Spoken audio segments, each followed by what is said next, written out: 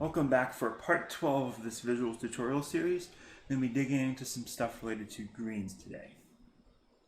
The first main thing may or may not come as a surprise, and that is that greens, just like any other part of the golf course, terrain flow keeps going. So we can take a look at one example real quick. Let's go back to number 2.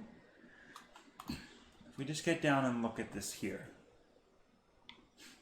So we already know at this point that frame-wise kind of comes in off this bunker this way a bit.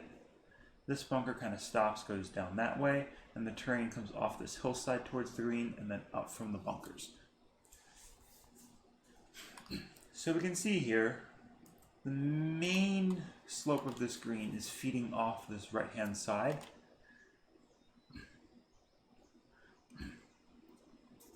Comes off the hillside and then, most importantly, through the green in this way. This entire portion of the green is pitched a little bit from the slope coming off the hill. And then we can see where the bunkers are to the left. We have the terrain falling away from them just slightly. They're kind of pushing the terrain up and out a bit. More so in back here, we can see this high point is lifted up by the bunker, or ties in with the bunker, and then into the green. The general flow here, you can also see the terrain falls away in front a little bit, kind of through this way, kind of a net result of the various different movement going on.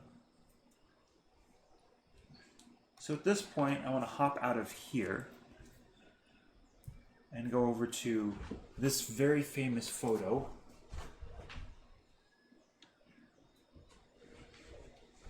from the Lost Golf Hole at Sitwell Park. And in terms of what's going on here, there are a few different important things. The first one is terrain flow, like as it relates to a little bit of what I was showing you. But in this case, it's a little less grand macro scale and more to do with the contouring itself. So we can see this bunker here. Notice how it pushes this section of the green up. It's a little bit flatter on top of the tier, which we can't see from here. But then the lane goes all the way out and through to the other side of the green, where it then meets this hill in the back. So the tier just goes straight on through the green, from one high point in the land to another, tying in with the bunker and the hill off in the background. And then there's this little tier which also spills out from near this bunker, and it goes all the way on through the green, pretty much out the other side. And this land here, it's pitched a little bit by this bunker, sloping this way. The bunker, this portion of the land's kind of pushing into the green more, whereas the top part's sitting on top a little bit. So those are general concepts to do with tiers. We also see a little bit of a detail contour here, kind of coming off this way from this little finger in the bunker. So in terms of where to get your green contours from, there are a few general places. An obvious one that we looked at a good bit would be bunkers. Other ones would include general terrain flow, just like off of the hill for a broad slope or pitch. Sometimes mounds can function similarly. You can have a look at that too. And then another way is by extending ridges and little bits of terrain that are already there just to incorporate them into a green. So I want to start with bunkers here. And we already looked at that example. So I want to pop back in here and head over to hole number 11. Which here we have a couple main things going on. This green has a general pitch from right, kind of where this bunker pushes up, to left. You can also see where the terrain is pushing out here, and then towards and just a little bit into the green for this tile. Not a ton, but it is there. If the green surface were to come out to here, the terrain in the green would be, there would be more terrain in the green that's affected. It's kind of pitched this way in general. What that does is it sets up the angle. So anybody laying up short of these bunkers for that right side of the green is going to have a trickier shot. If you take them on or play out to the left, you're going to be able, or the slope of the green won't be working against you as much. So that's strategic. Then when we get to this back part of the green, this is basically kind of what we just looked at. But instead of having a tier in the back, it's a little bit of a spine, and then it kind of just rolls off and down on the other side. So here, this one pushes in, pushes this line up right here, which runs through the green, tying into this bunker here. So these two together are kind of pushing the land up. And if we look, we can also see that the land itself off the green is slightly higher than the land on the green. Because if you remember how bunker sculpting generally works, kind of pushes out and up and then flows out and down on the other side. So this is basically what we would expect to see for bunkers, except now it's incorporated completely into the green.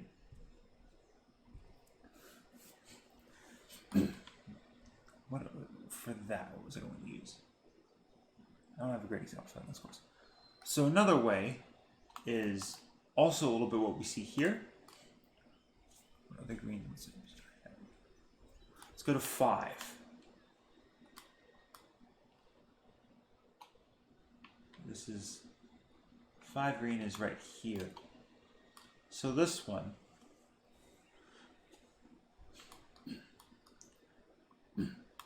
this green is quite severely pitched from back to front, with a little bit of a false front on it. The main features of note here would be the terrain coming off this bunker on the right, which is kind of running into the green. And we see here, kind of near the far side of the bunker, this is where the tier is. A lot of the time when bunkers push into greens, especially like for the back part, propping them up and that kind of stuff, you end up getting a tier that ties into that back edge. So this is very typical.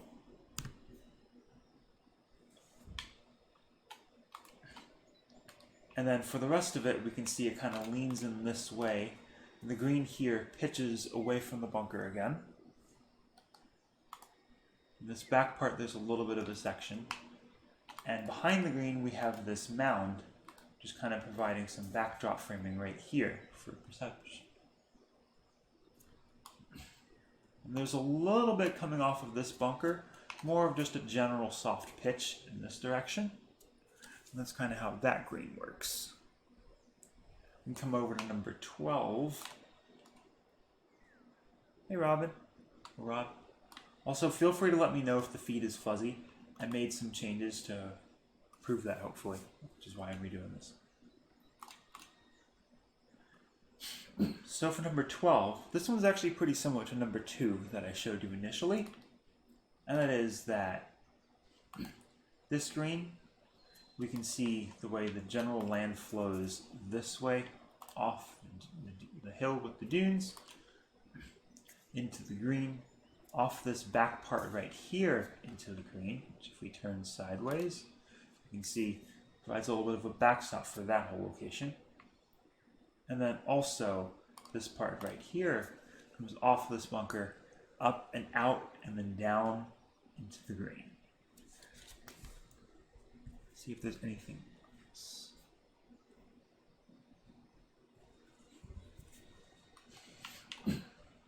So that's a general idea of how bunkers and greens tend to function together. There is one more little thing to mention.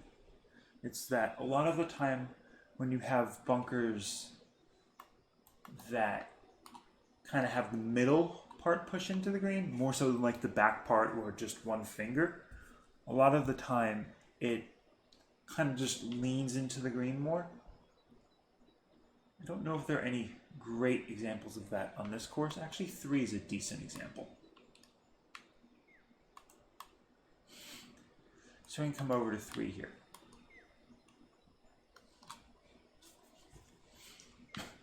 this bunker right here, the green on this hole is kind of doing all the things that we've talked about so far. We can see here the terrain, the surfacing is probably not quite right, kind of comes out and over from the bunker. This back part here, a little bit off this land here from the finger of the bunker. This goes up and out into the green. A little bit on this side, pushed up just slightly.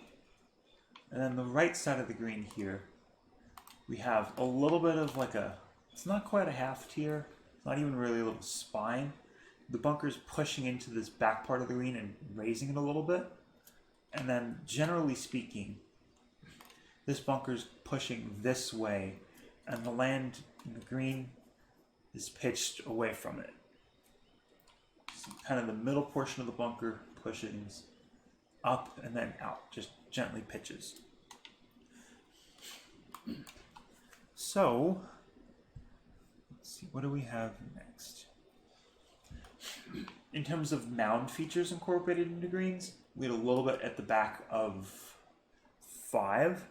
There's also a little bit like that on 6, not a ton. We can see here that, yeah, it's not really much of a mound here. The terrain does fall a little more off this front crease in the land towards where the green is at. And actually it is, yes, right here. This little mound there, it's lifted up and the terrain goes out and into the green from it. See a little more here. It pitches this general portion of the green in this way.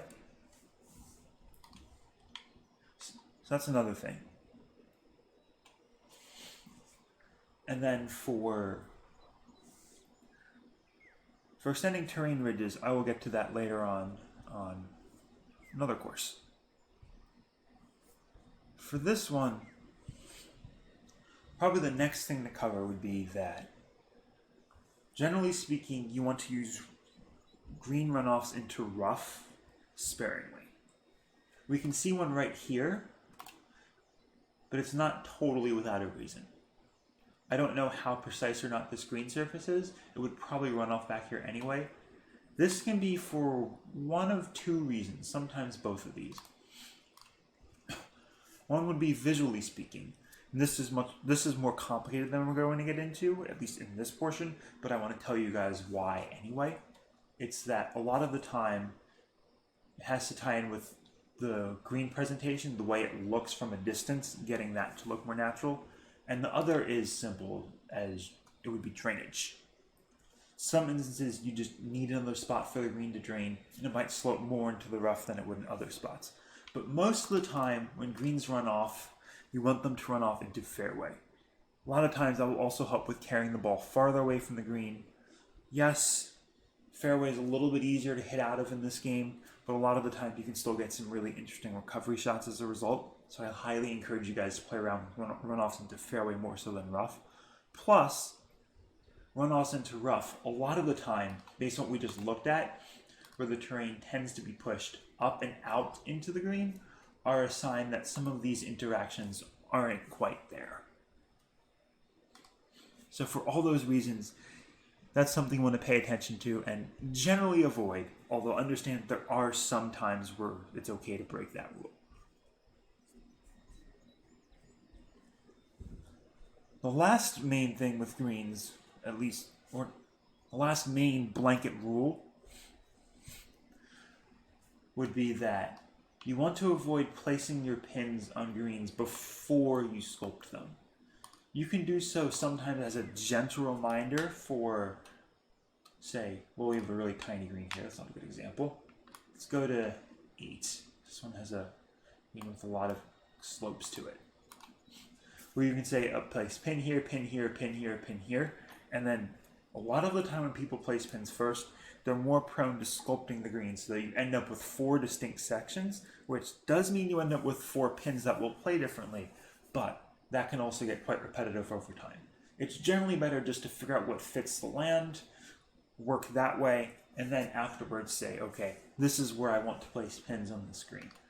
At least for me, most of the time I don't consider hole locations beyond, how will the shot play to this portion of the green, like if I were to put a pin there. I won't say for this pin. That subtle but important distinction is something to keep in mind.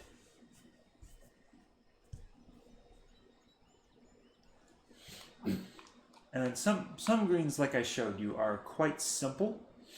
Two especially. There's not a ton going on here, but it works mostly just by sitting pretty nicely in the terrain. So that would bring us to our next topic, which would be a little bit on green heights. In terms of getting greens to sit at the right height, it's kind of a combination of factors. The general one is that it sits in a good spot in the frame. You can kind of tell sometimes if it's too high especially. It will be hard to get features to tie in with it properly. I find that it was true for me and true for more new designers than not, that generally if the green heights are off, they tend to be too high rather than too low. And a lot of that you can also tell based on the way that sculpting around the edges is done. So that's one thing. Another one is kind of to pay attention to how the land short of the green and the green meet. That can be another big indicator as to how the green height is.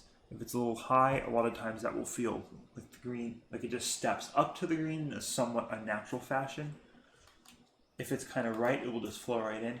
And if a green is too low, usually it will be for visual reasons, in that, say, if we just took this green and dropped it, like the surface, it might hide too much or something like that. The same oftentimes applies to green sites that are way up there. I'm trying to think. So real courses, Lawsonia Links would be a good example of this in general. It tends to have a lot of very elevated greens. Whole Tenant Interlock and Country Club really comes to mind as well for greens that are actually way the hell up there. Hole 1 at Lawsonia, I think it flows pretty well into the land. Whole Tenant Interlock, and it doesn't look like the green is particularly elevated at all until you get there, because presentation-wise it sits mostly in line with the fairway, and just with the land that was given, the architect had to build it up a lot to get it to sit nicely.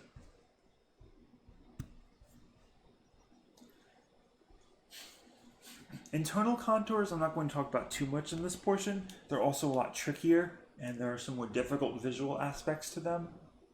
Generally speaking, for more of a basic look at those, the most important concept to keep in mind is that having greens with a lot of heaving internal contours won't make sense if they don't generally agree with the macro land movement, in that kind of more just cohesiveness and variety wise.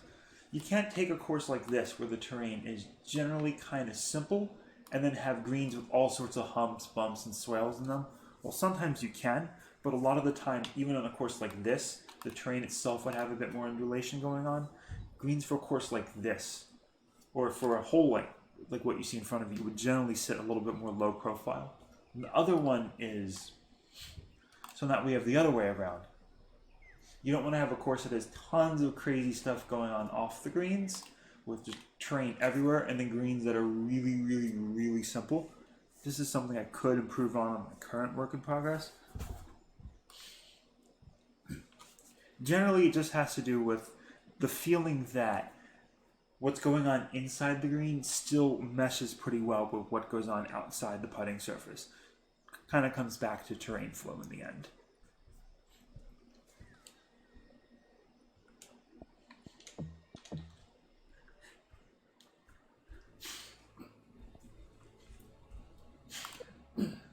So for this, we can hop into the designer, have a look at some stuff there.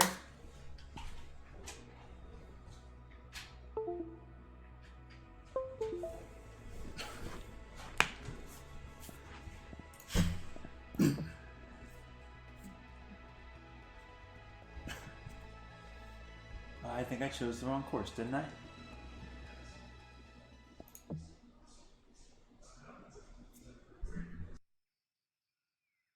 I did.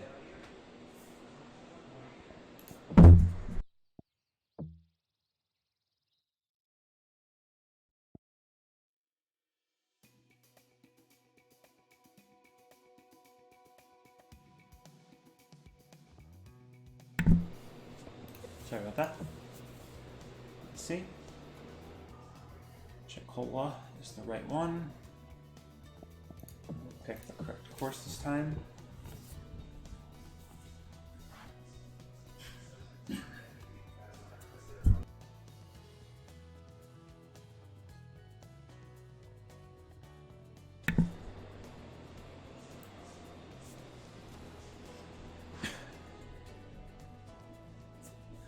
Hey Rob, if you're still watching, have you seen any kind of like bad fuzziness with the screen and stuff? I've tried to think about keeping a little bit more still when I'm pointing things out as well. I did change some stream settings, and that's why I'm doing this. If you've noticed anything kind of off, feel free to let me know. So for this course, I'm going to come over to the green for hole number 1 first. For this one, we can see some general patterns with the slopes. There are aspects of the greens on this course that, based on stuff that I'll explain later on in this series, are not so good. But generally speaking, these are fine for this purpose. So if we've talked about terrain flow, we see the way the contouring off this green comes right on into it. So we have this little spine here. If you remember like hole 11 at Cypress Point, a little bit kind of comes off of this bunker finger. This doesn't lift up here. This part comes down and around for playability. Also creating some different angles. Where the easiest approach is from left over here, roughly.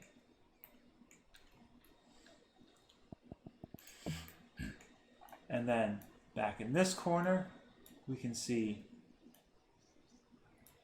we have a little bit feeding off this area, but the terrain generally keeps its pitch through here coming off the hill, and a little bit off of this bunker. So the back left hole location you really want to try to attack from the right side of the fairway. So you have some kind of cross angle play going depending on the pins. And then this slope here, both of these actually, you can see the way this just feeds into the green. This entire portion here is being pitched up, out a little bit by the bunker. Although that part, it's more so a little bit by this finger that pushes into and creates this spine.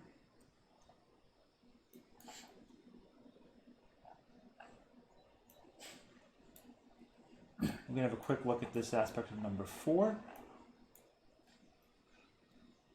Not necessarily the best example, but we can see this back terrain here, which I haven't mentioned so much stuff like this yet. It's a little bit tying into this bunker where the terrain goes in. A lot of times when bunker surface goes in a little bit, the terrain will push out more. That's a bit more of an advanced topic, but something to keep in the back of your mind. And this section of the green pushes up. A little bit of a backstop. It could probably flow into the green this way slightly more. Like this part here comes up to kind of meet that more naturally, but it's not bad. Then we can come over to hole number 6. And here we have this kind of doesn't quite form a spine. We have 2 little half tiers. One comes off this bunker, creates this back section here, which sits, or partially creates this back section, which also sits down quite a bit in this lane, but still up above what's in front of it. And then this bunker here, this section sits down a bit, but this portion, you remember, middle parts of the bunkers tend to push out into the green and pitch it. We have that right here. And this back portion is lifting up this back section of the green, creating a tier through here, or half tier. And this back portion sits up above. It's not quite sitting on top, though. So back part above. And one more thing here. I'll switch over to another course to get into more of this. But false fronts. So generally speaking, the best way to sculpt false fronts, at least visually, is to think of them more so as part of the fairway than as part of the green surface itself.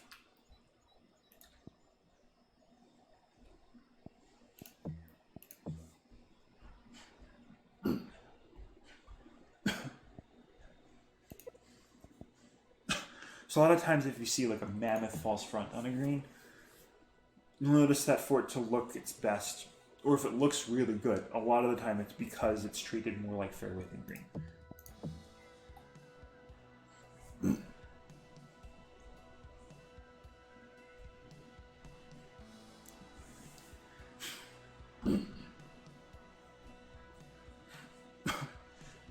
So I'm going to touch on a couple more things on this course. Mostly just places we've already been with this material.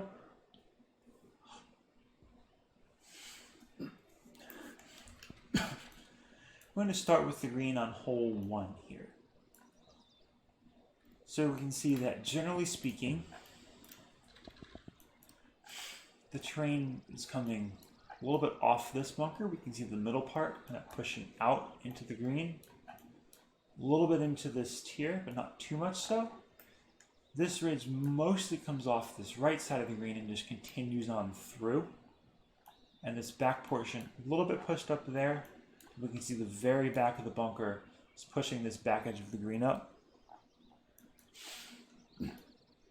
We can also see with a couple other holes in the course, 8 is a good example, that a lot of times when you have a raised section of green in the back and there's a bunker, the back of the bunker will kind of feed into the high spot. I think 13 is a slightly better example of that. Not positive. Yeah. So here we can see there's a little bit of a tier section back here. And it looks kind of like it's just sitting there. From here we can see very much so that it's really coming off this back portion of the bunker, kind of going out and through this way, creating this back section of the green. And then on Chicola, I didn't talk too much about the greens kind of flowing naturally in front, or just other land features or little ridges in the terrain or whatever, sculpting in general that flows into the green. We have a little bit more of that here, where we can see that this little high spot, a little hint of a ridge here, kind of comes into the green, and this low spot comes down. The front here kind of drops a bit to meet it, but not completely so. We can see here the land still, while it does slope away harder near the front, it's not quite a false front, but it still runs very naturally from off the green on the green. Kind of just keeps flowing. Then we can have a look at green heights here in combination with some other stuff. So, hole 3's green is quite unfinished, but I think it's a decent example of general green heights. So if we just go up and have a look, this green is pushed up a good bit. We can actually see all the terrain behind it for the most part drops away. This stuff's not at all finished. This part here might drop away even more in the end. But we see that if we look at this green from the front, it's not done and completely perfect, but the terrain still flows somewhat nicely. I think because this part here is too high, I kind of want the green to come down into here. That will work a little better. Also, obviously, some sculpting changes. The goal is that kind of you have a green that sits up high, but it still meshes nicely with the terrain in front of it. So it still feels natural, yet at the same time you can have it a little bit elevated for a slightly bolder look. We see a little hint of that on what holes?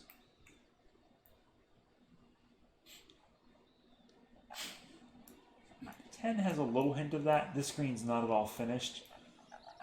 But if we come back here, we can actually see that the putting surface itself is elevated just slightly.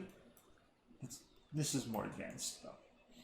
And then we can have a look over here at number 12. And this one, this is a little bit of a pad style green. Not quite. But if we go out to the green here, we can still see that. Remember all the stuff about the terrain kind of pushing up into and out, up to the edge, then out and down into the green. We can see there's still a lot of that going on here. Terrain kind of flows this way off this front bunker, slope back here ties in a little bit with this back bunker and a little bit this ridge off the green. This section here is tipped up just slightly by the bunker. A little bit here just for some detail work. And then this front bunker here, we can see how the front portion here actually comes on down. The bunker lets it drop. The middle part pushes in here. And then behind in this case, for playability and visual interest, or both visuals and playability, it slopes away. But generally speaking, it's still very much the bunker pushes this up and then out into the green. So all the same stuff applies, just wrapped in a little bit of a different package. And this one, it's fine. There's decent terrain interactions going on though. We can see this little ridge flows out through, a little bit into this portion back there. This bunker is more so leaning into the green than it is really creating any tier on its own, although it does allow this false front to exist. And you see how the false front, if we turn this false front into fairway, it would still look reasonably okay. You wouldn't shake your head and say, oh, why is that part there fairway? It would generally fit. That's kind of how we want false fronts to work.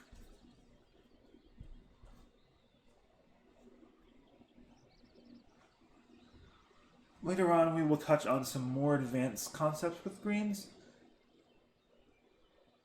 The main one for that would be some stuff with green presentation, grass lines, getting this to line with the terrain.